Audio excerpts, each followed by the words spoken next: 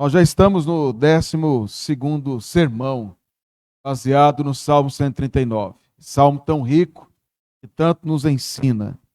E hoje nós vamos ver uma parte aí do verso 23 e 24, e sendo esta mensagem a penúltima da série de exposição do Salmo 139. Desta vez não lerei todo o Salmo, mas vou ler os versos 23 e o verso 24. Sonda-me, ó Deus, e conhece o meu coração. Prova-me e conhece os meus pensamentos. Vê se há em mim algum caminho mau e guia-me pelo caminho eterno. Os mais jovens não conhecem ou não ouviram falar de Saddam Hussein. Talvez na escola, ao estudar um pouquinho da história mais recente, tenham ouvido falar. Mas os mais experientes aqui certamente lembram desse ditador que durante 24 anos ele governou com mão de ferro o Iraque. Ele foi um homem muito ruim, muito extremado, que causou muitos males ao Iraque e também outras partes do mundo. Saddam Hussein, ele cometeu muitos crimes contra a humanidade. Para os irmãos terem uma noção, ele fez um ataque aos curdos iraquianos. Esses curdos eram uma etnia dentro do Iraque, e ele fez um ataque químico ali contra esses curdos iraquianos e matou mais de 5.000 pessoas, incluindo crianças e mulheres. E mais de 10.000 pessoas foram feridas com esse ataque. Esse ataque foi apenas um dos 100 mandou para que matassem pessoas inocentes. No dia 13 de dezembro de 2003, os Estados Unidos já estava procurando Saddam Hussein, o seu governo já havia caído, ele havia escondido, e a inteligência americana ficou sabendo por denúncia onde supostamente Saddam Hussein estaria escondido.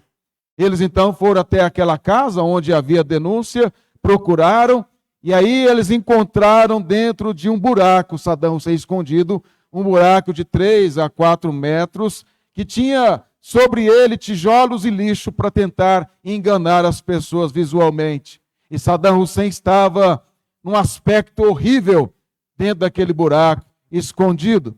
Dizem que quando perguntaram quem ele era, ele disse: sou Saddam Hussein, presidente do Iraque. Naquela condição tão humilhante. Não era presidente mais nada, mas ele acreditava na própria mentira e achava que ainda era presidente do país. Saddam Hussein não ofereceu nenhum tipo de resistência na sua prisão e ele foi condenado em 30 de dezembro de 2006 ao enforcamento por um tribunal especial lá no Iraque. E aí diz que alguém muito próximo que acompanhou todo o julgamento e a maneira como Saddam Hussein se postou diante da possibilidade da condenação à morte, diz que ele não mostrava nenhum tipo de arrependimento. É dito por um dos ex-secretários de segurança que falou o seguinte: não ouvi um pingo de arrependimento de sua parte. Não ouvi implorar misericórdia a Deus ou pedir perdão. Em nenhum momento Saddam Hussein pediu perdão.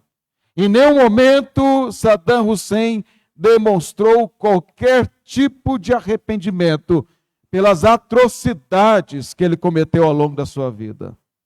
O ímpio não se arrepende dos seus pecados. O ímpio pode estar numa situação a mais terrível possível, que naturalmente ele não se arrependerá dos seus pecados. A única maneira de um ímpio se arrepender é quando ele deixa de ser ímpio. Quando ele é alcançado pela graça, ele é regenerado, ele recebe uma nova natureza, então ele se enxerga corretamente e é levado ao arrependimento. Quando nós olhamos para Saddam Hussein, ele é bem esse aspecto perverso do ímpio, que no último momento se mantém arrogante, se mantém orgulhoso, se mantém perverso. E se tivesse a oportunidade de voltar a governar o Iraque, faria coisas piores ainda. Mas quando nós olhamos para o Salmo 139, Davi fala de homens perversos, de homens que aborreciam a Deus, de homens que odiavam a Deus, de homens que se rebelavam de forma terrível contra Deus. Mas Davi se coloca aqui como alguém que ama o Senhor, como alguém que realmente se arrependia, como alguém que reconhecia os seus pecados diante do Senhor. Diante desta declaração, desta confissão que nós temos de Davi, no verso 23 e 24, eu tenho falado nesta série de mensagens baseadas nesse salmo, o conhecimento de Deus a nosso respeito e suas implicações. Quais são as implicações de nós sabermos desse conhecimento de Deus a nosso respeito? O que muda para nós? Quais são os impactos disso para a nossa vida? Ao olharmos para o verso 23, que eu vou expor hoje, diz: sonda-me, ó Deus, e conhece o meu coração, prova-me e conhece os meus pensamentos. Eu destaco que o conhecimento de Deus promove arrependimento diário. O conhecimento de Deus promove arrependimento diário. Vamos então entender o verso 23. Como eu já mostrei, Davi, nos versos anteriores, no verso 19 até o verso 22, ele estava falando sobre esses homens ímpios, sobre o perverso, homens de sangue, esses homens que se rebelam contra o Senhor, esses homens que aborrecem o Senhor, e Davi, por causa do Senhor, Davi também os aborrecia, também Davi os desprezava, Davi não tinha. Mas é um perigo quando nós olhamos para os ímpios, para as maldades que eles fazem, e podemos ser levados a pensar que o nosso coração não comete ou não tem potencial para cometer os mesmos erros. Quando nós olhamos para aqueles que se rebelam contra Deus, para aqueles que vivem maliciosamente contra o Senhor, podemos achar que somos melhores por nós mesmos, que nós não somos capazes de cometer os mesmos erros que eles. E é isso que Davi, ao contrário disso, Davi diz: Senhor, sonda o meu coração. Ele está aqui pedindo ao Senhor porque ele sabe que o coração dele poderia ser envolvido pelos mesmos pecados daqueles que ele condenava. Esta é a visão de um homem piedoso, de um homem que teme ao Senhor. Se você olhar aí no Salmo 141, e logo após aí um pouco, 2 salmos aí depois do Salmo 139, no verso 3 e 4, Davi diz o seguinte: põe guarda, Senhor, a minha boca, vigia a porta dos meus lábios, não permitas que meu coração se incline para o mal, para a prática da perversidade, na companhia de homens que são malfeitores, e não coma eu das suas iguarias. Veja como Davi era um homem que zelava com relação ao seu coração. Ele pede a Deus para guardar a sua boca, para vigiar os seus lábios, e para que não permitisse que o seu coração se inclinasse para o mal.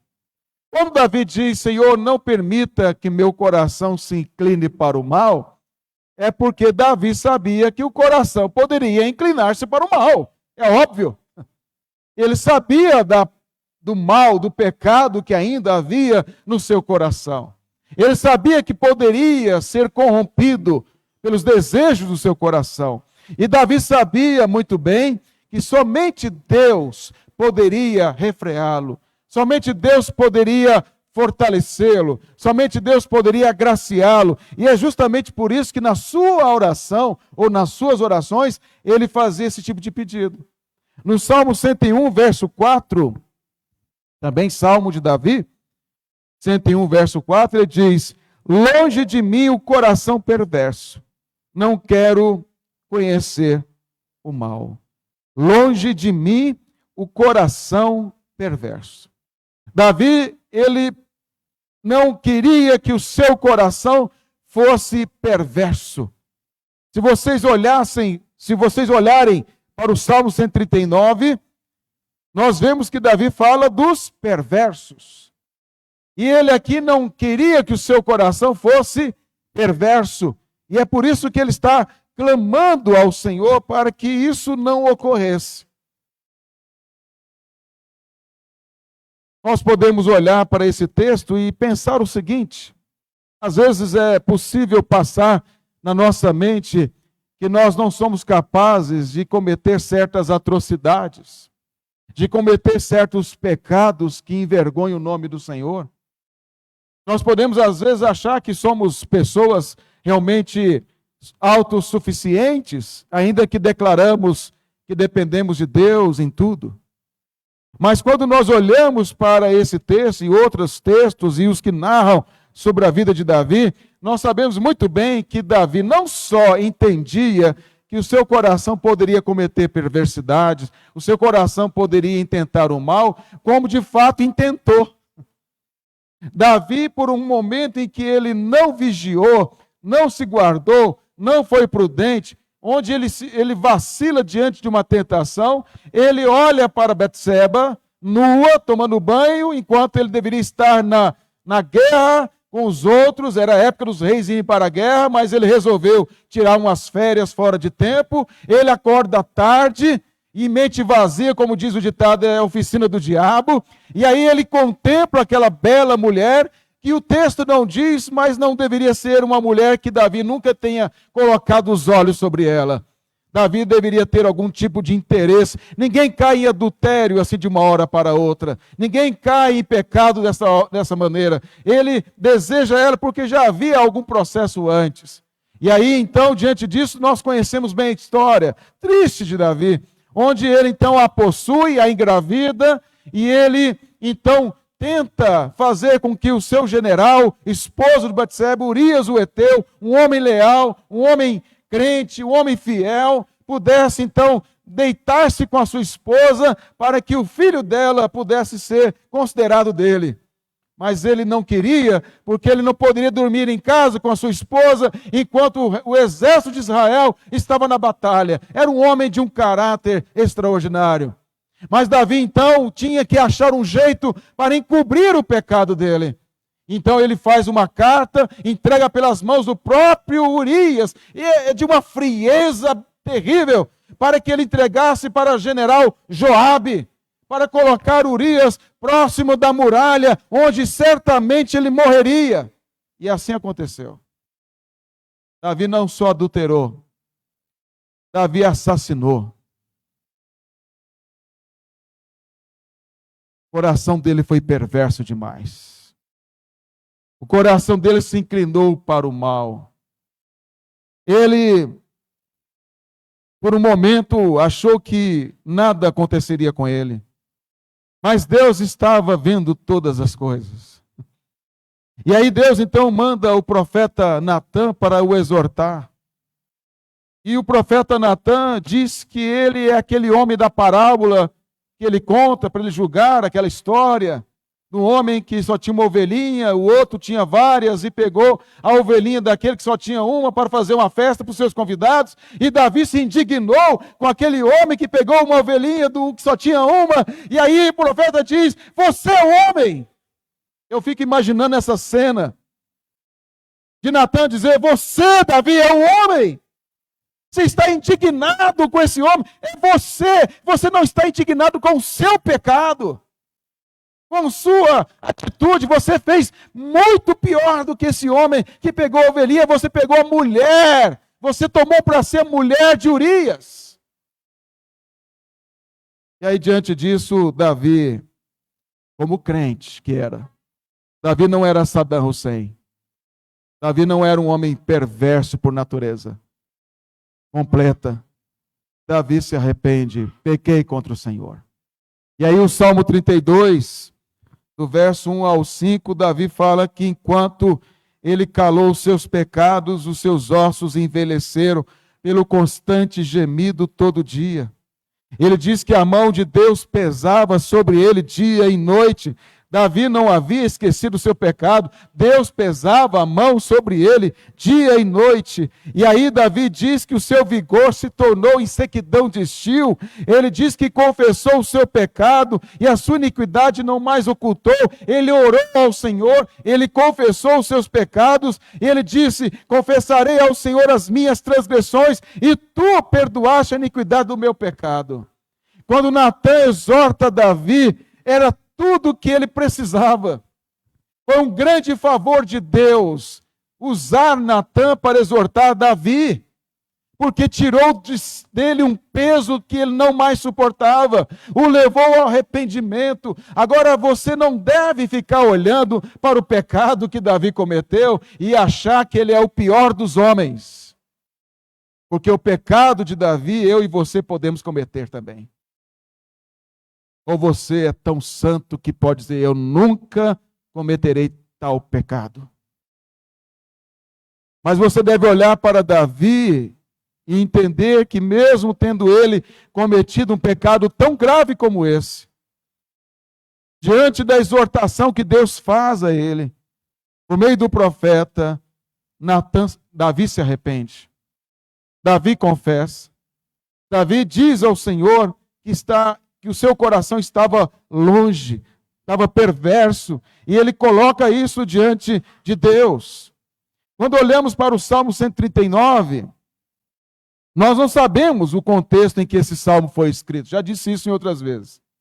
Mas Davi fala de perversos, de inimigos, então é possível que, em meio às perseguições que eram costumeiras na sua vida. Mas o verso 23, ele fala: sonda-me, ó Deus, e conhece o meu coração. Quando Davi diz: Senhor, sonda o meu coração, Senhor, sonda-me, ó Deus, e conhece o meu coração, Davi está usando os mesmos verbos utilizados no verso 1. Lá no verso 1 ele diz: Senhor, tu me sondas e me conheces. Veja, os mesmos verbos. Agora, no final do salmo, ele diz: sonda-me, ó Deus, e conhece o meu coração. São os mesmos verbos. Davi começa o salmo deixando bem claro que a sua convicção é que Deus o sondava e o conhecia. No final do salmo, Davi mostra, mais uma vez, esta convicção na prática, porque não adianta apenas dizer: não, Deus me conhece, Deus me sonda, e daí? Porque você pode fazer uma afirmação teologicamente correta sobre Deus. Até o diabo pode fazer isso. Tiago diz que os demônios creem que Deus é um só. E ele fala: fazes bem. Mas isso não é o suficiente. Até eles podem dizer que Deus é um só. O fato de declarar que Deus é onisciente, que Deus me conhece, isso necessariamente não tem valor a não ser que eu creia realmente nisso. E que ao crer nisso, que é verdade, independente se eu creio ou não, mas é uma verdade, mas se isso é de fato a convicção do meu coração, eu tenho que trazer isso para a prática. Eu tenho que trazer isso para a minha vida. É o que ele faz no final do Salmo. Se Deus conhece o meu coração, se Deus me sonda, então, Senhor, o Senhor que sabe quem eu sou, realmente, vê se há alguma coisa em mim ruim, vê se há em mim alguma inclinação para o mal. O que Davi está mostrando é uma questão que pode gerar dúvidas em muitos crentes. Porque pensa comigo, se Deus me conhece, me sonda e me conhece, qual a razão então para eu orar? Se ele já sabe tudo. Isso acontece, essa dúvida, porque muitos crentes acham que quando oram, aí Deus fica sabendo. Então, quando eu oro, eu estou dando a ele informações privilegiadas do meu coração que ele não sabe. Mas o fato é que, independente de eu contar ou não para Deus, ou falar para Deus em oração, Ele já sabe tudo. Então por que eu devo orar? Porque a oração vai mudar o meu coração. A oração diz respeito a mim e ao Senhor, e quando eu oro, eu estou aplicando o que eu conheço dele. Quando eu oro, eu estou colocando em prática a teologia. A sua oração reflete o que você conhece de Deus. O que você fala em oração mostra o quanto você o conhece por meio da palavra. E na medida então que nós conhecemos a Deus, na medida em que nós aprendemos dele, como nós vimos aqui a riqueza do Salmo 139, como ele é profundo, agora no final, Davi faz esta declaração, esse clamor ao Senhor: sonda-me, ó Deus, e conhece o meu coração. Quando Davi ora desta maneira, é um grande desafio para o verdadeiro cristão, porque pedir a Deus, sabendo que Ele me conhece, e mostrar para mim quem eu sou, é algo que dói. É algo que envergonha. Porque eu, quando digo eu, é você também, tá? Representativamente aqui, na minha fala, quando eu peco contra Deus no meu coração, é possível que eu queira abafar isso para mim. É possível que eu queira me convencer que esse pecado não é tão grave assim. É possível que eu queira dizer a pessoas na igreja piores do que eu. Há pastores piores do que eu. Há pessoas que cometem coisas muito piores, estão na igreja. Então por que eu vou me preocupar com isso? Veja, nós somos tão terríveis que nós usamos estratégias psicológicas para nos enganar. Mas quando Davi diz aqui, sonda-me, ó Deus, e conhece meu coração, ele está dizendo, diante dele não tem máscara, diante dele não tem mentira, diante dele não tem argumento, diante dele não há como esconder, diante dele não tem nada oculto, diante dele não há nada em trevas, as trevas e a luz para ele é a mesma coisa, para ele não há onde eu possa fugir. Então, Senhor, vê se há em mim alguma coisa, pecados que têm me afastado de ti. Quando Davi faz esse pedido, ele fala, sonda-me, ó Deus, e conhece o meu coração.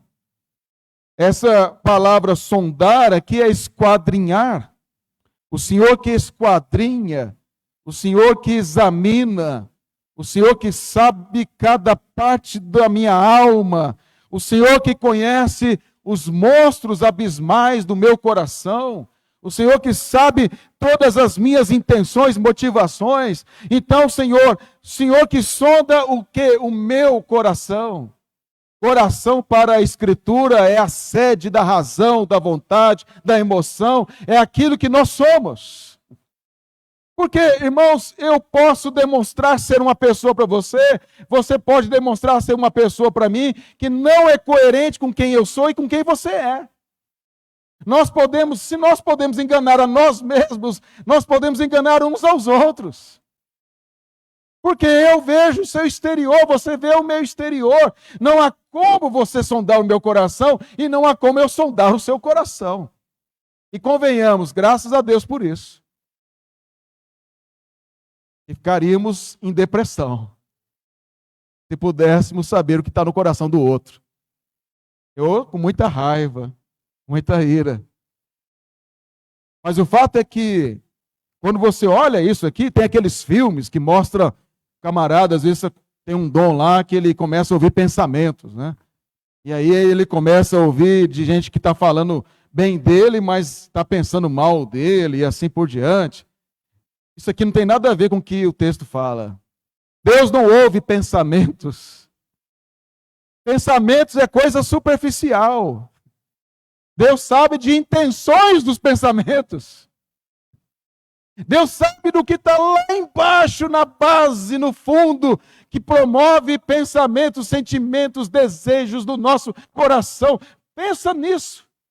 Não é só pensamentos que Ele sabe, mas todo o processo chegar até isso. E aí Davi diz: Senhor, o Senhor me conhece, o Senhor sabe, sonda o meu coração, sonda o mais profundo do meu ser, porque o Senhor conhece o meu coração. Não há nada no meu coração que o Senhor não saiba. E aí, o verso 23 diz: e conhece os meus, e prova-me e conhece os meus pensamentos. Veja a construção que ele faz aqui de linha a linha. O Senhor conhece o meu coração. Lá no fundo. Lá até o final. Todo o meu ser Ele conhece. Tudo que está dentro de mim. E Ele também conhece os meus pensamentos, o que vem. Os pensamentos, eu também conheço os meus pensamentos. Tem como você não conhecer os seus pensamentos? Os pensamentos nós conhecemos também. Mas o coração, eu não conheço o meu coração. Você conhece o seu coração? Você sabe tudo o que é possível você fazer? De bom ou de mal? Você já ficou surpreso com alguma ação ou reação sua e você pensou assim: nunca imaginei fazer tal coisa? E diante de uma pressão, diante de uma situação, diante de alguma coisa, você fala: sabe o que é isso? São os monstros da nossa alma que submergem. Aparece de vez em quando, igual o oceano. O oceano, apenas 5% do oceano o homem conhece, porque no oceano profundo não há equipamento tecnológico que suporte a pressão oceânica. Existem monstros abismais. De vez em quando apareceu um aí que morreu e ficou na superfície, e aí viram aquele bicho estranho. Mas estão lá, nas profundezas do oceano, nem tem ideia de como eles são, porque até conhecer Marte, nem conhece o mundo ainda. Existem monstros no oceano da nossa alma. E nós não temos equipamento para chegar lá. Não tem terapia que chega lá.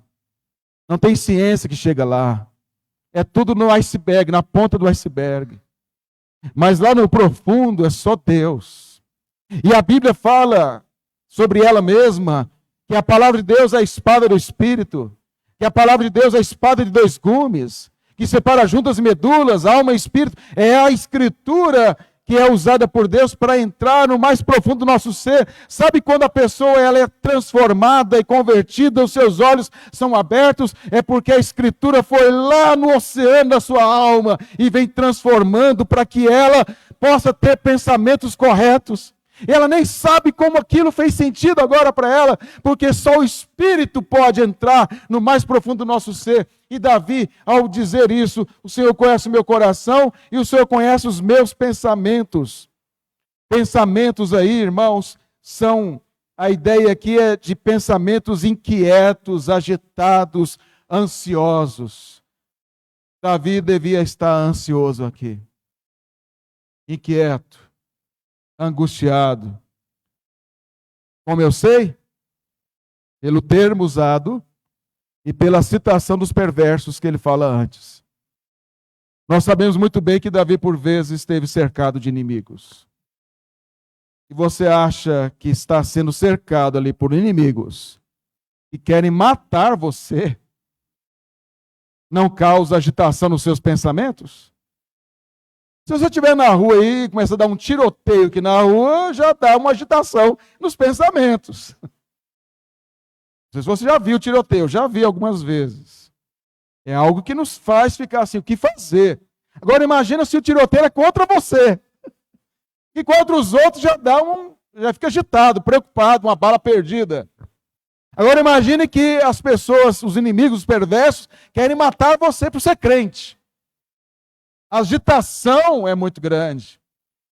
E aí Davi, então, diante disso, ele roga ao Senhor que prove os seus pensamentos, porque quando estamos com os pensamentos agitados, diante de uma situação em risco, de inimigos que nos perseguem por causa da nossa fé, somos tentados a pensar em fazer coisas erradas também. E a agir como eles. E Davi diz: Senhor, Prova os meus pensamentos e vê se eles são ruins. Se eles não estão iguais a dos perversos, que eu abomino. Eu não quero ser igual a eles.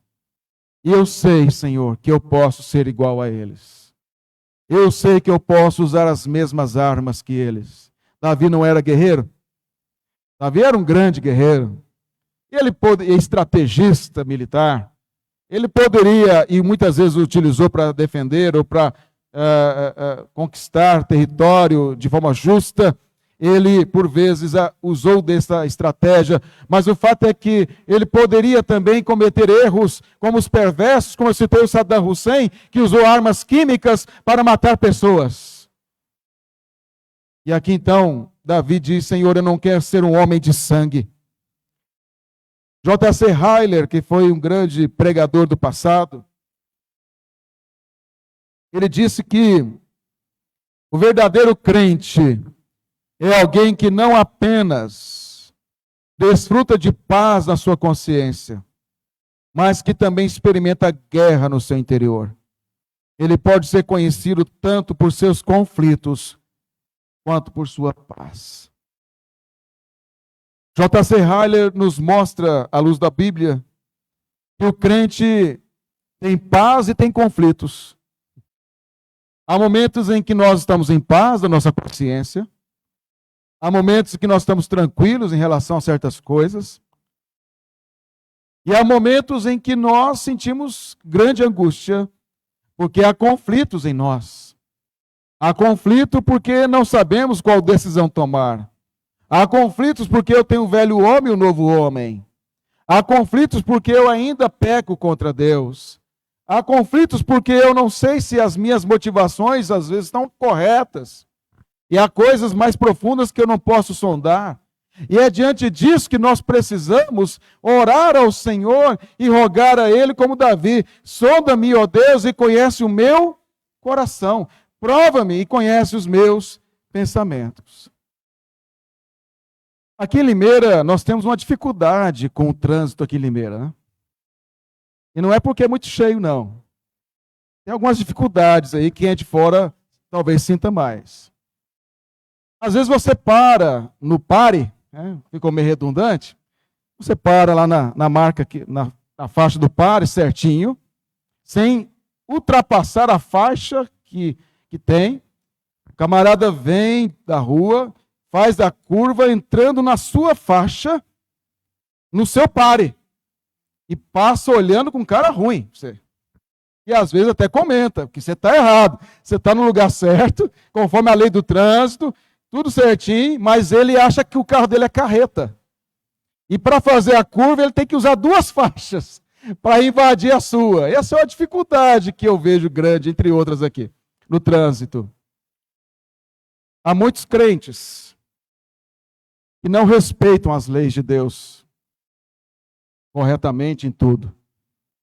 Há muitos crentes que entram na faixa errada, que cometem falhas e ficam irritados quando exortados, que não aceitam que estão errados e faz fisionomia fechada se alguém falar alguma coisa da postura que ele está tomando, mesmo provando a ele que a Bíblia está condenando aquela prática. Porque para ele certas práticas são normais. Acha que isso todo mundo faz. Qual o problema?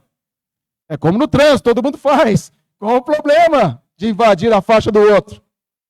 Ainda que seja proibido. E pode arrumar confusão. O fato é que muitos crentes, ou supostamente crentes, nunca, ou quase nunca, fazem uma oração dessa. Porque não querem ter os seus corações confrontados por Deus. Não aceitam ser confrontados por ninguém. Mesmo estando na faixa errada. Mesmo estando quebrando ali uma lei de Deus. E quando nós olhamos para esse texto, nós vemos Davi entendendo que Deus tem razão em tudo acerca dele. E eu quero então caminhar aqui para algumas aplicações. Pergunta que eu faço para você, e a aplicação normalmente são perguntas provocativas para você pensar. Como têm sido as suas orações? Você tem coragem de orar como Davi? Se você nunca orou, faça isso hoje. Senhor, eu sei que tudo está diante de ti. Não há nada que o Senhor não saiba de mim. Há coisas que nem eu sei sobre mim. Se as minhas motivações, meus desejos são pecaminosos, Senhor, me mostre para que eu me arrependa. Quem é que pode revelar a você as suas reais intenções? Somente Deus. Por exemplo, eu estou aqui pregando para você. Eu posso ter intenções pecaminosas na minha pregação, você não sabe. E eu não estou querendo provar para você nenhuma coisa, nenhuma, porque eu não estou preocupado com isso. Mas eu tenho que orar a Deus e falar, Senhor, som do meu coração, vê se há orgulho, vê se há vaidade, vê se a motivação de estudar o texto é para trazer ideias erradas a meu respeito, ou se é para glorificar o teu nome. Você está aqui me ouvindo, você pode estar com intenções pecaminosas. Eu não estou mais aguentando, quer que acabe logo esse culto, essa pregação. Tem coisas mais interessantes na televisão para eu ver, para fazer depois daqui. Eu não quero mais ser exortado, ainda que eu estou entrando na faixa errada. Eu não quero mais ser exortado. Nós todos podemos ter intenções o tempo todo ruins e pecaminosas. E quem é que pode nos ensinar e mostrar? É Deus. E é isso que nós temos que fazer. Em nossa caminhada com Cristo, somos ensinados a viver em santidade todo o tempo. Nós somos ensinados a aprender com Ele. Não só realizar coisas corretamente, mas pelas motivações corretas. O que tem agitado a sua mente? Você está com pensamentos agitados? O mar em fúria? Coloca eles diante de Deus e fala, Senhor, por que eu estou assim? Por que meu coração não confia no Senhor? Senhor, eu estou movido, desejoso de fazer o que é mal diante dos teus olhos por conta dessa situação, desses pensamentos. E não adianta Rivotril, não adianta nenhum remédio para resolver isso. Remédio não é redentor. Remédio apazigua o seu organismo. Somente Evangelho é redentor. Somente Cristo redime. Somente Cristo põe as coisas no seu devido lugar. Somente Cristo pode transformar a nossa vida. Os ímpios não se arrependem. Os ímpios, como Saddam Hussein, não se quebrantam. Mas você, como crente, se arrepende. E se você se arrepende, é graça de Deus. E você deve louvar a Deus por isso. Eu quero então concluir com a parte de um hino. E os nossos hinos são tão belos e trazem letras tão profundas. Comunhão preciosa, em uma das suas estrofes diz assim: se confesso meus temores, toda a minha imperfeição, Ele escuta com paciência essa triste confissão. Com ternura repreende meu coração, meu pecado e todo mal. É Jesus o meu amigo, o melhor e o mais leal. Que Deus nos abençoe e nos ajude a viver para a glória dele e ter a nossa vida na presença dele diariamente. Amém.